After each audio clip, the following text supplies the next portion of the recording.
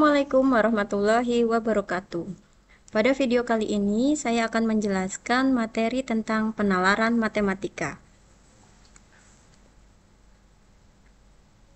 Adapun materi yang akan dijelaskan, yang pertama, definisi penalaran matematika, yang kedua, tujuan dan pentingnya penalaran matematika, yang ketiga, contoh penerapan penalaran matematika, dan yang keempat, jenis-jenis penalaran matematika. Nah, sebelumnya, definisi tentang penalaran menurut KBBI atau Kamus Besar Bahasa Indonesia. Penalaran yaitu cara berpikir dengan mengembangkan sesuatu berdasarkan akal budi dan bukan dengan perasaan atau pengalaman.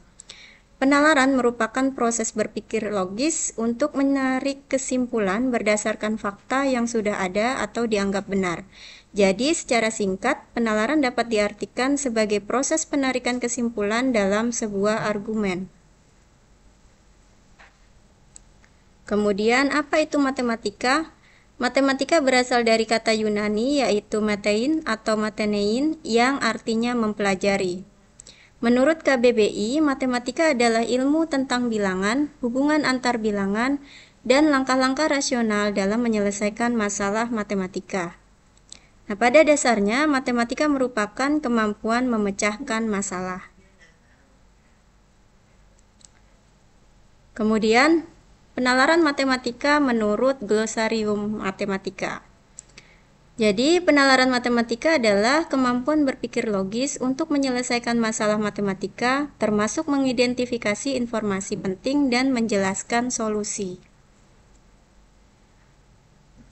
Adapun tujuan penalaran matematika, yaitu proses berpikir yang melibatkan kemampuan untuk, yang pertama, mengidentifikasi informasi yang relevan dan tidak relevan dalam sebuah masalah.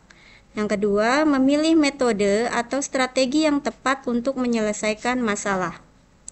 Ketiga, membuat kesimpulan yang valid berdasarkan bukti atau premis yang ada. Dan yang keempat, menjelaskan atau membenarkan solusi yang ditemukan. Pentingnya penalaran matematika. Kemampuan penalaran matematika sangat penting karena membantu dalam memecahkan masalah matematika yang kompleks, meningkatkan kemampuan berpikir logis dan analitis, meningkatkan kemampuan untuk memecahkan masalah dalam kehidupan sehari-hari. Contoh penalaran matematika. Yang pertama, menggunakan geometri untuk menghitung luas atau volume. Kemudian kita juga bisa menggunakan aljabar untuk menyelesaikan persamaan. Dan yang terakhir, menggunakan statistik untuk menganalisis data. Jenis penalaran matematika ada 3, yaitu penalaran induktif, penalaran deduktif, dan penalaran abduktif. Penalaran induktif adalah penarikan kesimpulan yang berpusat dari hal-hal yang khusus atau spesifik ke hal-hal yang bersifat umum. Yang kedua, penalaran deduktif yaitu suatu proses penarikan kesimpulan dari hal-hal yang umum ke hal-hal yang khusus. Terakhir, penalaran abduktif yaitu proses menarik kesimpulan dengan mencari penjelasan yang paling mungkin atau hipotesis terbaik berdasarkan bukti yang ada.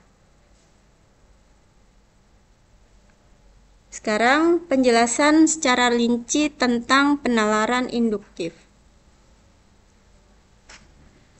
Prinsip dari penalaran induktif yang pertama, menyelesaikan persoalan masalah matematika tanpa memakai rumus, melainkan dimulai dengan memperhatikan data atau soal.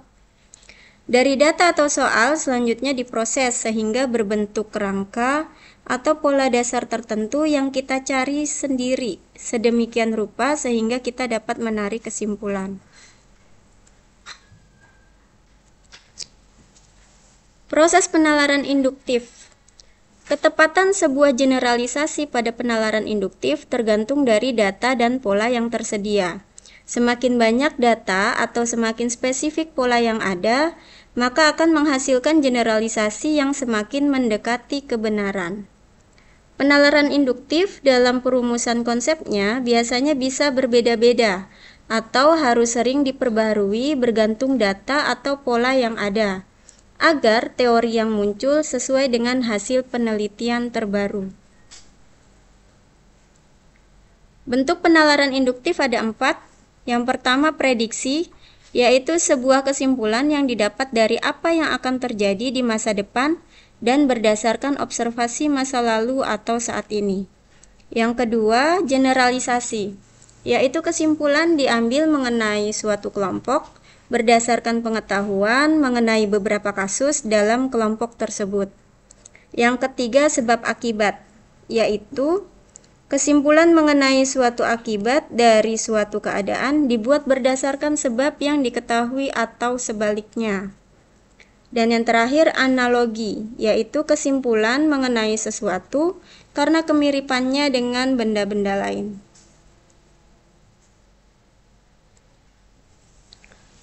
Contoh penalaran induktif. Tadi yang pertama adalah prediksi, contohnya puncak musim hujan tahun ini di wilayah Indonesia bagian barat terjadi pada bulan November sampai Desember. Maka prediksinya, kemungkinan tahun depan puncak musim hujan di wilayah Indonesia bagian barat terjadi pada bulan November sampai Desember. Yang kedua, generalisasi. Pernyataan yang pertama, manusia butuh makanan. Pernyataan yang kedua, hewan butuh makanan.